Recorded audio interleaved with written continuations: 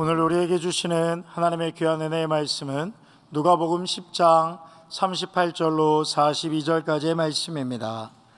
제가 가진 성경 신약 111면에 나와 있습니다.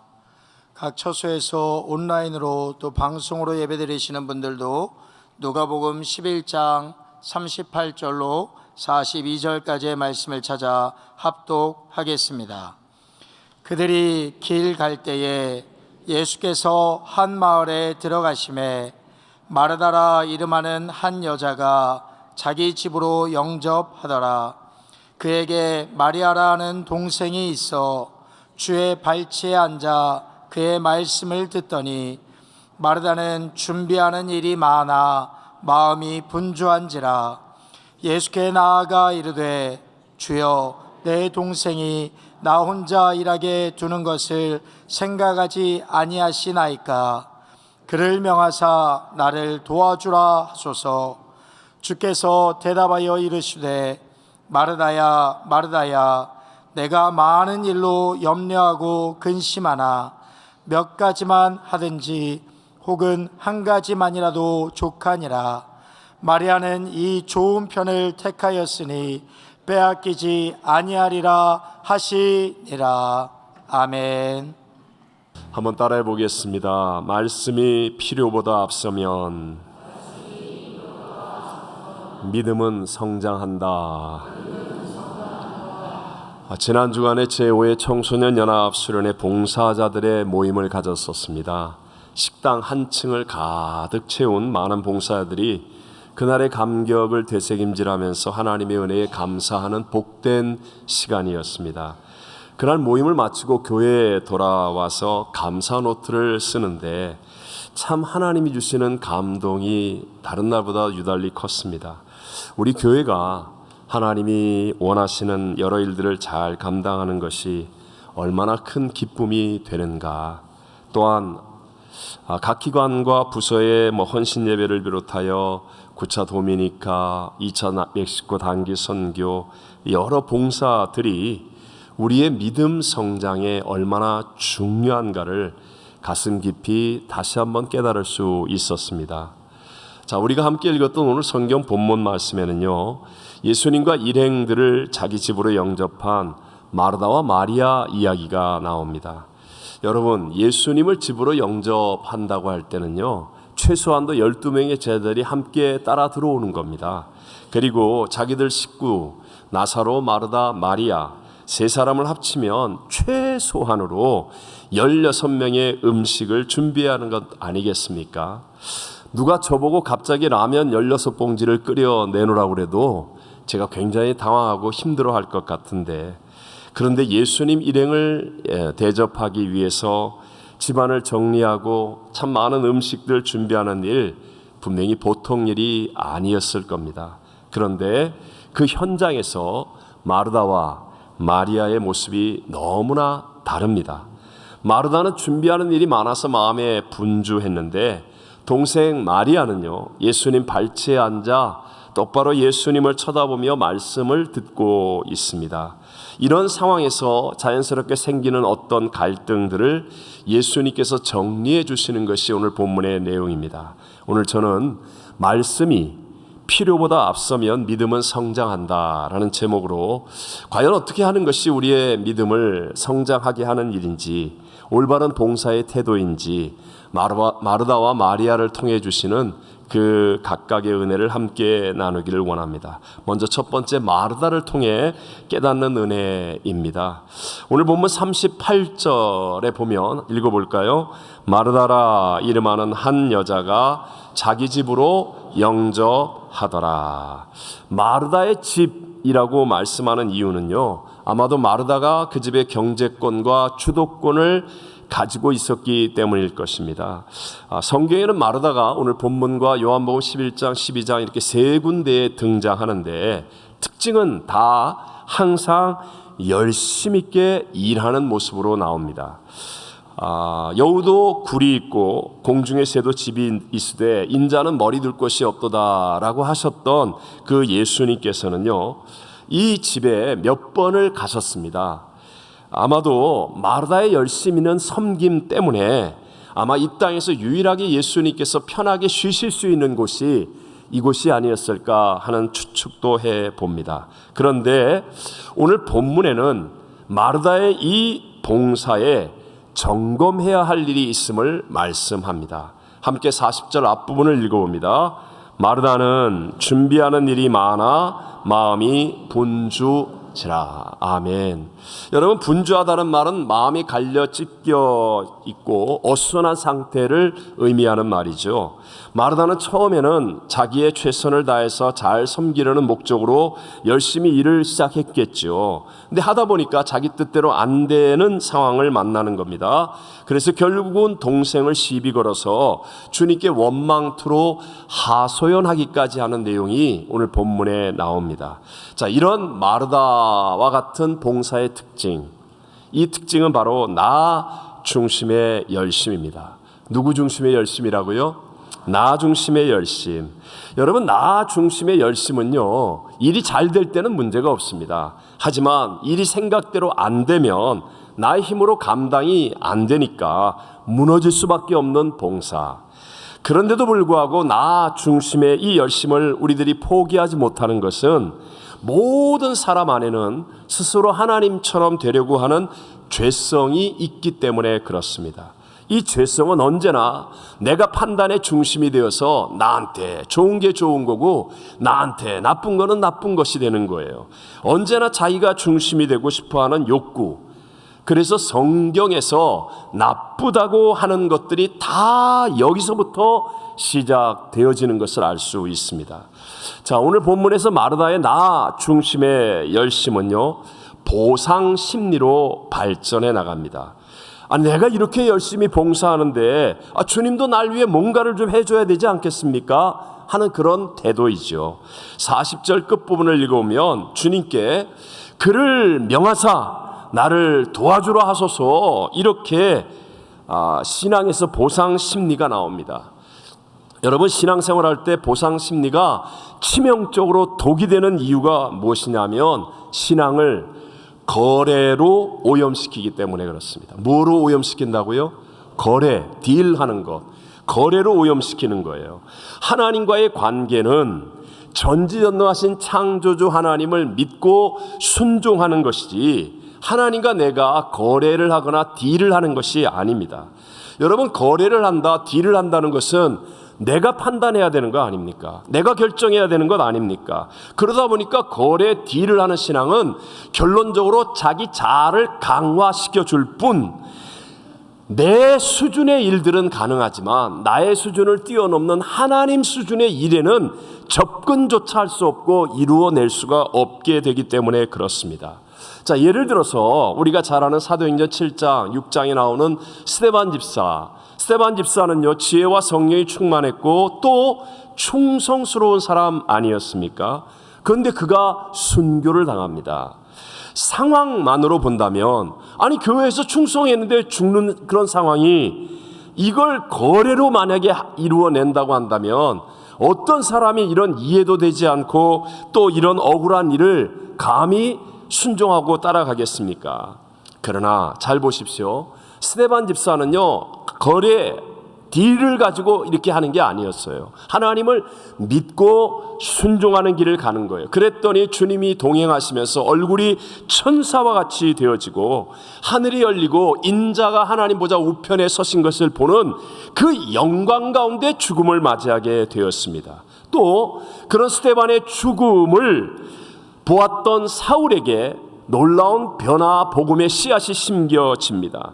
나중에 그가 바울로 변화되어서 정말 기독교 역사의 새로운 장을 열고 가장 위대한 발자취를 남기게 되었으니, 스데반 집사의 죽음은 단순히 억울하고 이해하지 못하는 죽음이 아니라, 실패나 손해가 아니라 어마어마한 하나님의 섭리 안에서 새 역사의 문을 여는 시작이 되어진 줄로 믿습니다.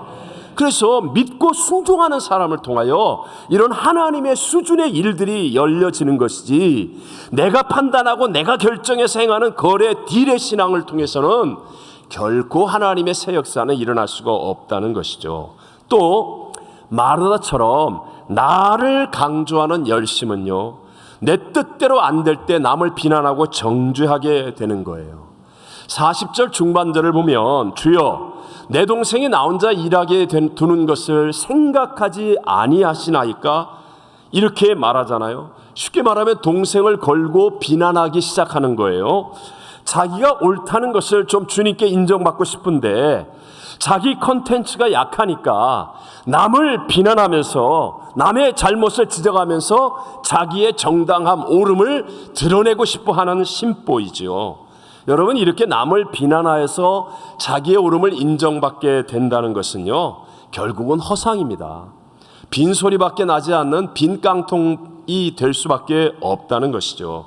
우리가 명심해야 될 것은 정말 우리가 하나님이 복 주시는 믿음으로 성장하려고 한다면 선을 행하되 남을 비난하지 않으면서 행해야 하는 것임을 믿게 되시기를 바랍니다. 여러분, 사실적으로 따지면 누가 남을 비난하고 화를 내기가 더 쉽겠습니까?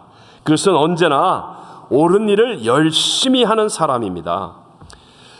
교회가 일반 사회보다도 분쟁이 더 많아 보이는 이유, 왜 그런지 여러분 아십니까? 그것은 교회는요, 옳은 것이 무엇인지를 알기 때문에, 또 서로가 싸우는데도 불구하고 다 옳은 일을 하고 있다고 생각하기 때문에, 그래서 분쟁과 갈등이 더 많아 보이는 것입니다. 한국의 전설적인 이야기죠. 너무 훌륭한 교회가 분쟁과 갈등으로 어려움을 겪을 때 새로 부임한 목사님이 싸우는 이쪽 저쪽 그쪽 다 만나보니까 다 정의를 위해서, 주의 나라를 위해서 열심을 가지고 서로 싸우는 거예요. 그래서 교회 표를 뭘로 정했느냐? 잘하지 맙시다. 그래서 교회 인사가 잘하지 맙시다. 그래서 이쪽에서 밥을 왜 이렇게 했냐고, 이렇게 하는 게 더 잘하는 거라고. 그러면 잘하지 맙시다. 잘하지 맙시다. 잘하지 맙시다. 그러니까 자기 중심에 열심히 사그라들기 시작하면서요, 이제 싸울 일이 없으니까 뭐예요? 서로 만나서 밥도 먹고 얘기도 나누고 점점 화목을 이루기 시작하더니 놀라운 부흥의 열매를 맺게 되었다는 것이죠. 혹시 지금 이 예배를 드리는 분들 가운데 난 나름대로 열심히 하는데, 봉사라고 하면 정말 나도 누구 못지않게 열심히 하는데도 왜 주변 사람들에게 나는 호응을 받지 못할까? 그 이유는요, 나도 모르게 나의 옳은 일을 통하여 그렇지 않은 남을 찌르는 삶을 살고 있기 때문은 아닌지를 돌아보아야 합니다. 우리 교회 성도님들은 대부분 정말 열심히 있는 그런 훌륭한 분들로 정말 좋은 것이죠. 정말로 좋은 것인데, 그럼에도 불구하고 항상 점검해야만 합니다. 마귀는 옳은 일을 할 때도 역사하고 있기 때문이라는 거죠. 여러분, 옳은 말을 할 때, 옳은 일을 할 때 더 겸손해야 되고 더 사랑해야 됨을 잊지 않게 되시기를 바랍니다. 야고보서 1장 19절과 20절을 같이 읽어보겠습니다. 네, 사랑하는 형제들아, 너희가 알지니 사람마다 듣기는 속히 하고 말하기는 더디하며 성내기도 더디하라. 사람이 성내는 것이 하나님의 의를 이루지 못함이라. 아멘. 여러분, 사람의 성내는 것이 하나님의 의를 이룬다, 못 이룬다? 못 이룬다. 그러므로 하나님 일을 하거나 교회 안에서는 화내고 성내는 것은 무조건 잘못하는 거예요. 아무리 옳은 핑계를 대고 아무리 어떤 말을 해도 무조건 잘못하는 거예요. 하나님의 나라를 이루지 못하기 때문에 이렇게 생각하세요. 내가 열심히 하는 것을 100점이라고 해보십시다. 100점. 그래서 그리고 화내는 것은 열심히 하는 게 100점이면 화내는 것은요 마이너스 만점이 넘어요. 마이너스 만점. 그렇게 생각하시면 돼요. 정말 열심히 합니다. 열심히. 그래서 막 100점 쌓여서 수백 점, 수천 점이 되었어요. 그런데 그 사람이 한 번 화를 내고 성질을 내요. 그럼 마이너스 몇 점이라고요? 만점. 한순간에 꼬꾸러지는 거예요. 한순간에 마이너스 신앙이 되어버리고 마는 겁니다. 유명했던 한국의 그 스카이캐슬이라는 드라마 아십니까? 저만 봐요. 네.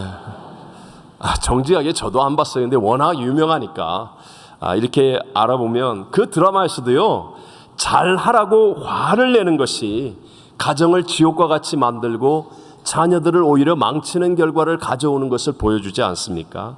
우리는 어떤 경우에라도요, 먼저 화목하고 그리고 사랑하는 하나 되어짐이 하나님이 역사하는 더 중요한 일이라는 것을 잊지 않게 되시기를 바랍니다. 우리 사랑하는 성도님들, 열심히 하는 분들 너무 소중한 분들이죠. 예를 들어서 우리 교회 부엌, 식사, 봉사, 이건 거의 정말 천사급에 가까운 헌신입니다. 우리 교회 분들 하는 거는. 그런데 그런 봉사할 때 안 나오는 사람도 있겠죠. 그런 사람을 비난하거나 정죄하지 말고, 주차장에서 이 뜨거운 태양빛을 맞으면서 봉사하는데 얄밉게 밀고 들어와 주차하는 그런 사람과 싸우지 말고 그저 기도해 주십시오.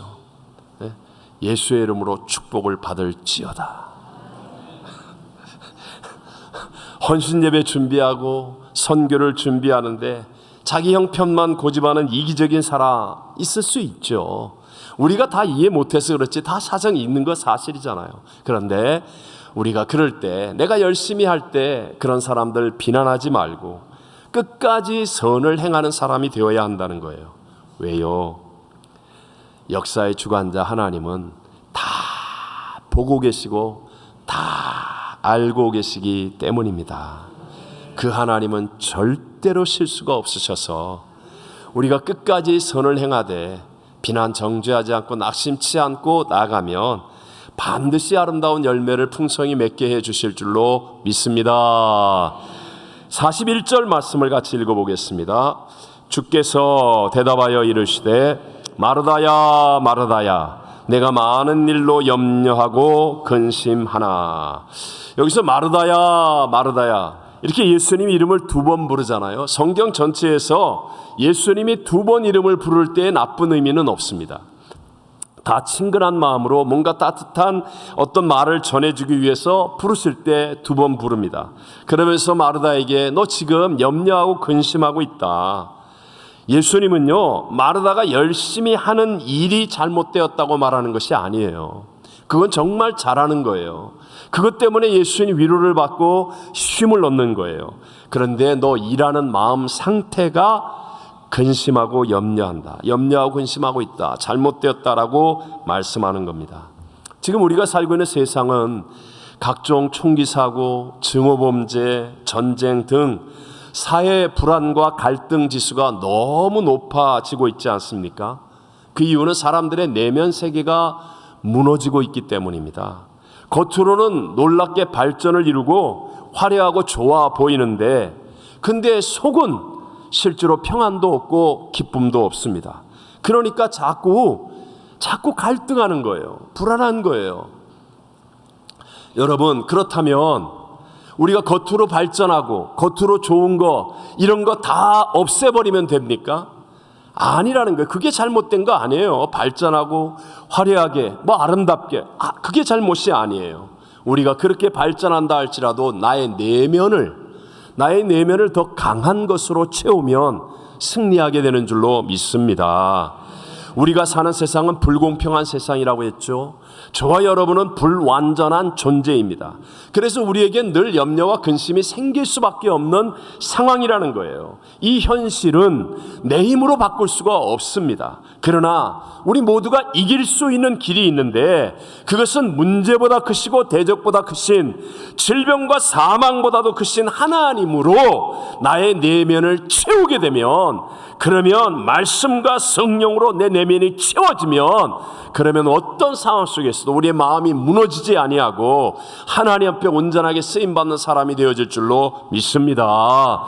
영혼이 잘된 같이 범사가 되고 강건한 하는 일을 통하여 나의 믿음이 성장하게 되는 좋은 열매들을 맺게 되어진다는 것입니다.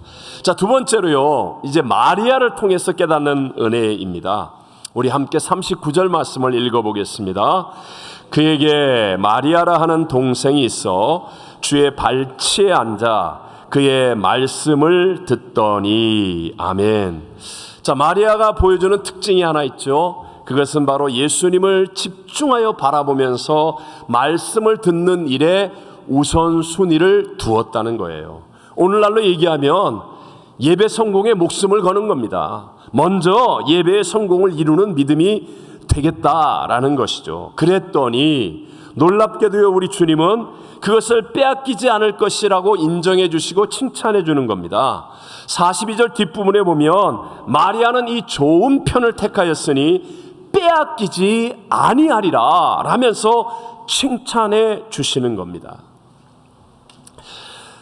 유럽의 과거는 기독교가 굉장히 부흥을 했었죠. 근데 자유주의 신학이 일어나면서 무너지기 시작했는데, 그때 성경적 신앙을 지켰던 우리 스위스의 개혁 신학자 에밀 브루노가 쓴 책 교회를 오해하고 있는가에 보면 교회에 대한 4가지 오해를 말합니다. 첫째, 교회를 학교로 오해하는 거예요. 워낙 성경 공부 같은 모임이 많으니까. 두 번째로, 친교 나누는 곳으로 오해하는 겁니다.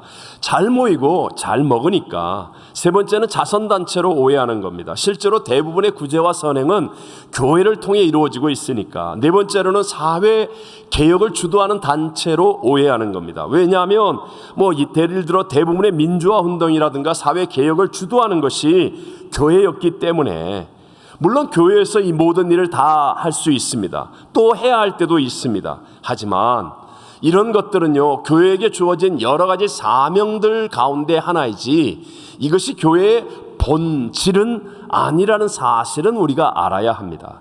그럼 교회의 본질이 무엇입니까? 하늘과 땅이 만나는 것, 죄인인 인간이 거룩하신 하나님을 만나는 것, 하나님 말씀을 들으며 예배하는 것이 교회와 성도의 본질임을 믿게 되시기를 바랍니다.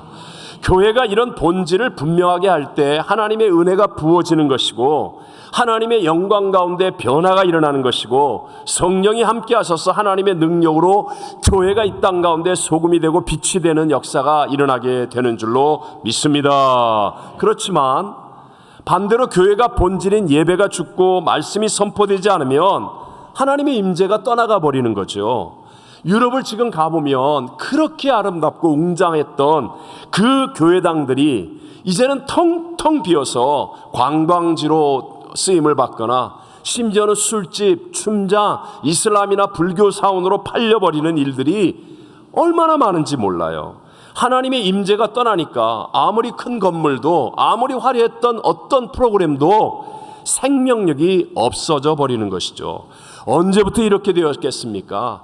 예배를 실패했을 때부터, 하나님의 말씀이 들리지 않을 때부터 이렇게 되어버리고 말더라는 것이죠. 미국도 1960년대 초까지 모든 공립학교에서는요, 의무적으로 성경을 읽고 기도를 가르쳤습니다. 근데 민주당의 존 F 케네디 대통령 때 이것들을 없애버리죠. 1962년 대법원에서 종교를 강요할 수는 없다라는 멋진 포장으로 금지시켜버렸습니다. 그 뒤에 60년 동안 미국의 공교육은 처참하게 무너졌습니다. 폭력, 마약, 가출, 성적 문란, 살인 등의 범죄가 천문학적으로 늘어났고, 학력 수준은 OECD 국가들 중에 최하위권에 속하는 형편없는 수준으로 떨어져 버리고 말았습니다.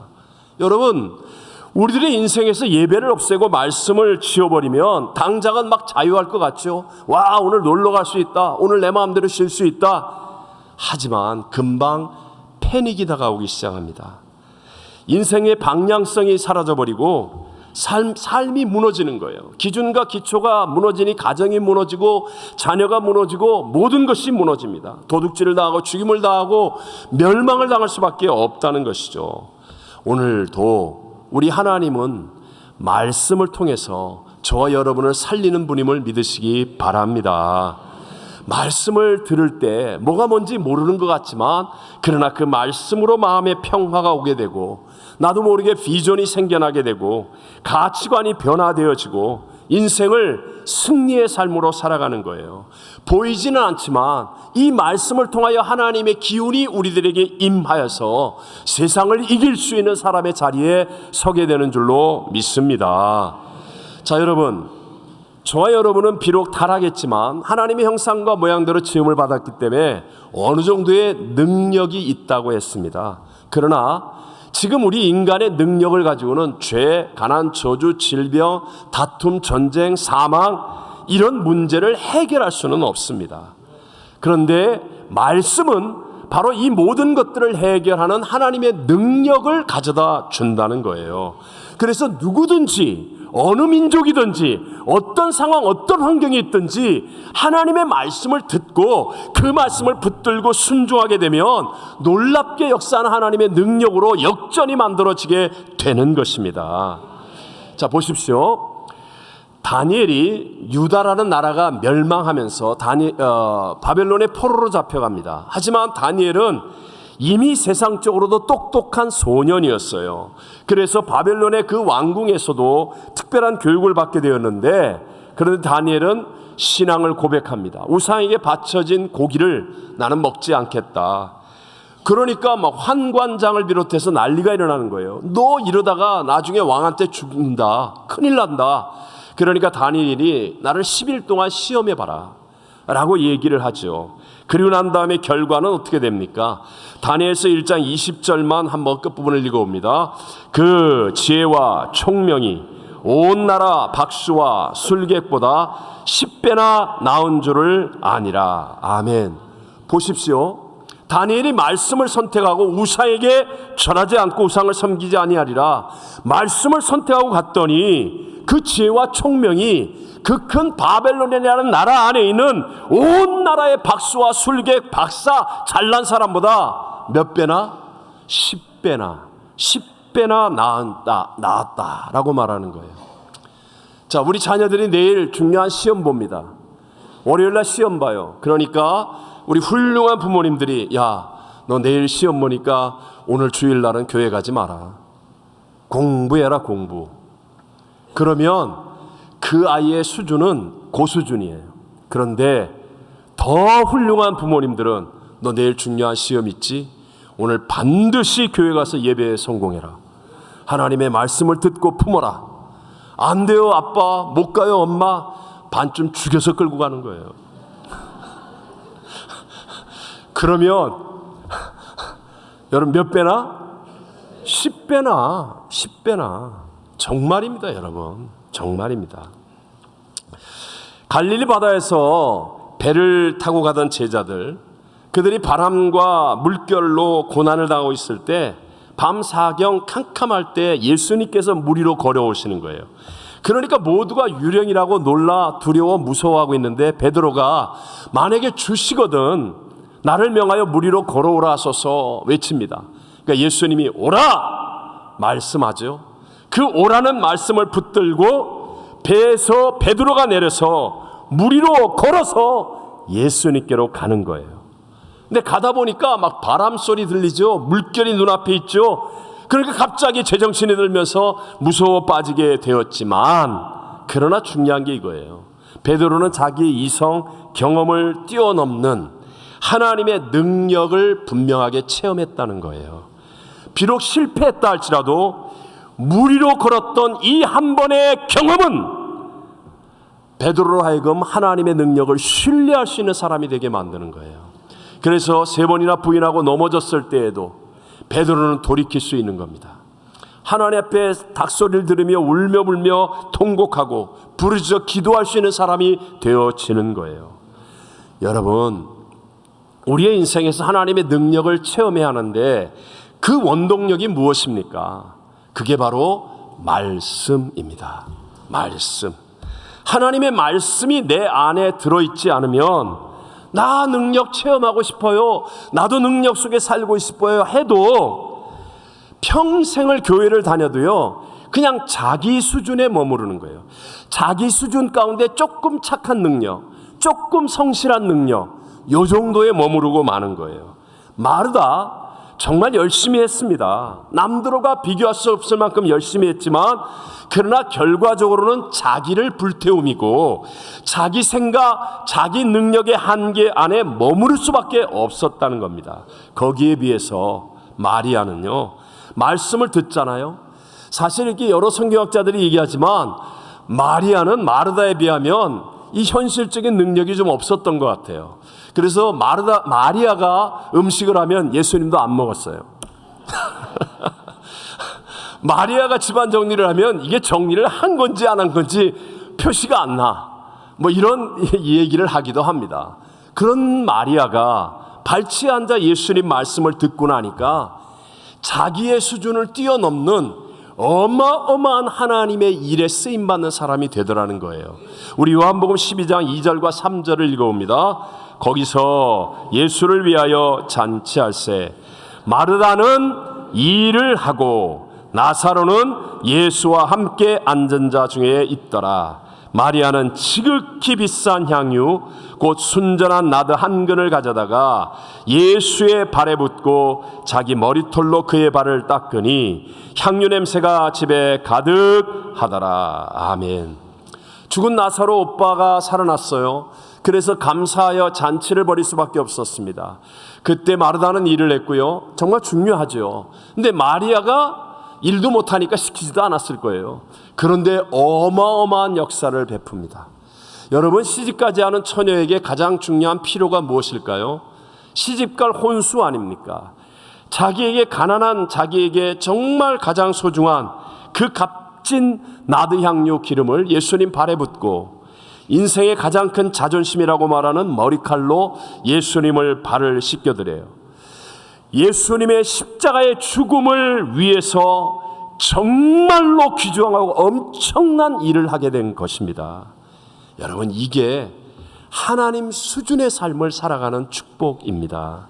말씀을 들으니까, 그러니까 이 안에서부터 하나님의 능력이 일어나서 인색함도, 많은 사람들이 조롱하고 멸시하는 그런 것에 대한 억울함도, 그런 자기 수준을 뛰어넘는 하나님의 담대한 능력과 하나님의 섭리에 쓰임받는 역사가 일어나서 정말로 마리아는 존귀한 여인이 되어지더라는 것입니다. 저와 여러분, 우리들의 삶에도 언제나 필요가 있죠. 잠을 더 자야 할 필요가 있습니다. 새벽 예배 알람이 삐비빅 일어나라 가라 그래도 내 필요는 잠을 더 자야 돼.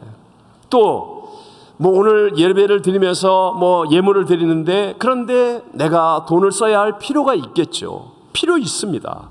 또 어떤 사람을 예배 시간에 만나야 할 필요, 또 뭐 그 일을 해야 되고, 그런 운동을 해야 되고, 그런 장소에 가야 되고 등등 우리에게 필요가 있겠죠.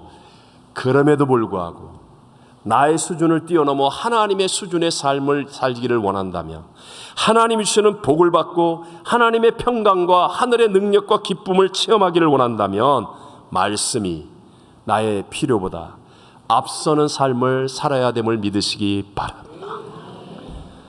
말씀이 나의 필요보다 앞서게 되면요, 반드시입니다. 하나님의 말씀은 곧 하나님이기 때문에, 예수님 말씀이 육신이 되어 오신 분이기 때문에 말씀이 나의 필요보다 앞서면 반드시 하나님의 능력이 임하게 되어 있어요. 그래서 내가 엄청나게 많은 일을 하는 것 같은데도 더 큰 하나님의 능력을 체험하며 감격하여 기뻐하고 주님과 동행하는 최고의 복을 누리는 사람이 되어진다는 것입니다. 외람 때지만 제가 파라과이에서 처음 교회를 개척해서 어려울 때, 당시에 사례비는 고사하고 당장 교회당 렌트비 아니면 유지할 돈 다 부족하잖아요. 그러니까 얼마나 필요가 간절했겠습니까? 근데 그 간절한 필요를 가지고 하나님 앞에 기도할 때 하나님은 언제나 말씀을 주시는 거예요. 돈은 안 주고. 근데 그때 하나님 주신 말씀, 교회도 11조 해라. 내가 네 창고를 쌓을 곳이 없도록 복을 주나 안 주나 확인해 봐라. 11조 해라. 그래서 교회 11조를 때 말씀 붙들고 시작했어요. 그랬더니 몇 명 안 되는 우리 교회 분들이 정말 다 말렸어요. 제정신이냐고. 근데 뭐 이래도 안 되고 저래도 안 되는데 뭐 어차피 안 될 거면 하나님께 투자하는 게 낫잖아요. 그래서 교회 11조 했습니다. 그런데요, 정말 놀라운 하나님의 역사들이 일어나기 시작하더라는 거예요. 우리 성도님들은요, 당시에는 주일 장사가 매출의 상당 부분을 차지했습니다. 왜냐하면 토요일 주일날 다 관광객과 장사들이 몰려와서 물건을 사가니까. 그런데도 불구하고 하나님이 주시는 말씀을 붙들고 모든 교회들이 다 저녁 예배 드렸어요, 주일날. 근데 저희는 주일 오전 예배, 가장 소중한 시간을 하나님께 드리는 주일 성수를 고수했어요. 그랬더니 주일 성수한다고 교회 못 나오겠다고 하는 분들도 있었습니다. 처음에는 정말 이런저런 핍박, 별의별 소리 많이 들었습니다. 하지만 가면 갈수록 신앙이 탄탄해지고요. 하나님이 주신 놀라운 역사를 체험하게 되고요. 기쁨과 감격이 있고 은혜와 하나님의 능력으로 역전승을 이루게 된 줄로 믿습니다. 그 작은 지역의 작은 교회가 정말 중남미의 본이 될 만큼 어마어마한 일들을 감당할 수 있는 능력을 베풀어 주시더라는 것입니다. 혹시 지금 이 예배를 드리는 분들 가운데 나는 내 능력의 최대치를 발휘해서 봉사하고 있는데 왜 나는 자꾸 할 수 없는 벽을 만나게 되고 왜 어려움이 계속해서 내게 다가올까? 아니면 난 나름대로 열심히 하는데 왜 성장이 안 되고 정체되어 있는 듯한 이런 답답한 마음을 느낄까? 혹시 이런 생각하는 분이 계시면 분명하게 말씀을 나의 필요보다 더 먼저 우선순위로 앞서서 순종하게 되시기를 바랍니다. 반드시예요. 그러면 능히 하지 못할 일이 없으신 우리 주님이 역사하시는 그 믿음을 체험하게 되고 하나님의 풍성한 열매를 맺는 승리자가 되어질 줄로 믿습니다. 말씀이 나의 필요보다 앞서면 반드시 우리의 믿음은 하나님의 능력으로 성장합니다.